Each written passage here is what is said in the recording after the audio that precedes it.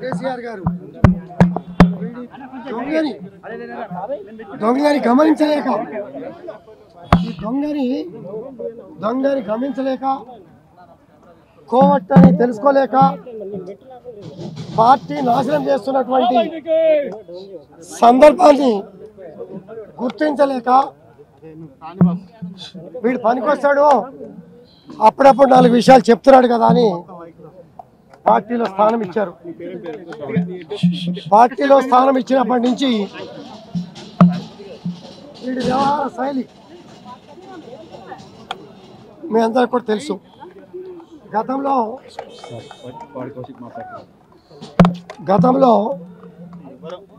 కాంగ్రెస్ పార్టీలో ఒక కోవట్గా పనిచేసిన విషయం చాలా మందికి తెలుసో తెలియదో నాకు తెలుసు.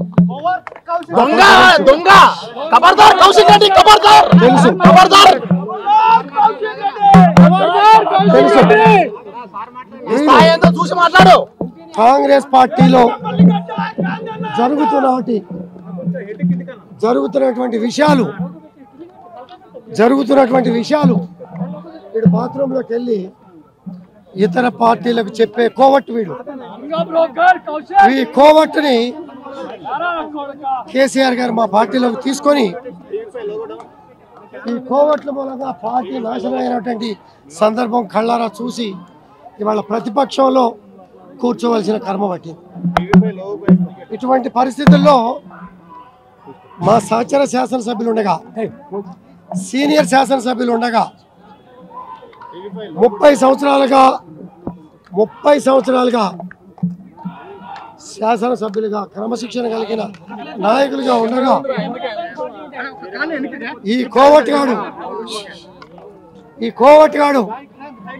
ఈ దొంగ మా మీద అసత్య ఆరోపణలు చేసి ప్రాంతీయ విభేదాలు కూడా నా కొడుకు ఎమ్మెల్యే ఈ సంవత్సరం కాలే. నేను ఈ శేర్లింగంపల్లి కాన్స్టిట్యూన్సీ ప్రజలు 3 సార్లు వీళ్ళు నన్ను బతకడానికి వచ్చావు. నువ్వు కరీంనగర్ నుంచి హైదరాబాద్ దేనికి వచ్చారా?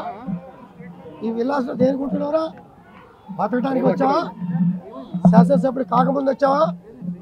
29 రాష్ట్రాల ప్రజానికం ఇక్కడ ఉండగా 3 సార్లు శాసనసభ్యులు అయిన వాడిని బతకడానికి వచ్చావా అనే నా కొడుకు ప్రజల్ని విభేదాలు సృష్టించి విచ్చలు సృష్టించి ప్రజల మధ్యలో చిచ్చు పెట్టే ఈ లంగా, ఈ కోవట్ మా మీద ఆరోపణలు చేశాడు. 11 గంటలకి నీ ఇంటికి వస్తావు. అరే నీకు దమ్ముంటే 11 గంటలు నువ్వు రాకపోతే 12 గంటలకు నీ ఇంటికి వస్తావు. నా కొడక ఎదురుపడు, నీ కాలనీకి వచ్చా, నీ ఇంటికి వచ్చా. నా ఇంటికాడ పోలీసులు పెట్టుకోవాలి వద్దని కూడా చెప్పా. నీ ఇంటికాడ 50 మంది పోలీసులు పెట్టుకొని రక్షణ కొడతావరా కొడక? మాట్లాడేటప్పుడు నాలుక లేదురా నీకు? చీర గాజుల గురించి మాట్లాడతావురా? మహిళల్ని కించపరిచే విధంగా మాట్లాడతావురా? నీకు తల్లి, చెల్లి, నీ కుటుంబ సభ్యులు ఎవరు లేరా? నువ్వు మనిషి పుట్టగా మనిషి జన్మ ఎత్తావా అని అంటానికి నీ 9 నెలల 10 నెలలు నీ మాటలు, బయట మాట్లాడిన మాటలు, నువ్వు ఎదవవి ఒక క్రిమినల్ అని తెలిసే గవర్నర్ గారు నీకు ఎమ్మెల్సీ ఇవ్వలేదు. గవర్నర్ గారు నీకు కూడా కించపరిచే విధంగా నువ్వు మాట్లాడు.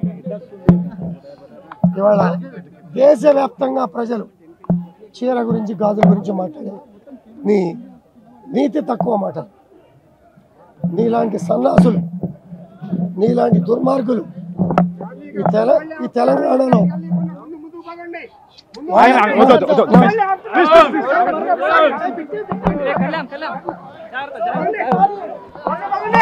సో చూసుకోవచ్చు ఇక్కడ భారీ ఎత్తున అయితే ఒక పెద్ద యుద్ధం వాతావరణం అయితే కనిపిస్తా ఉంది.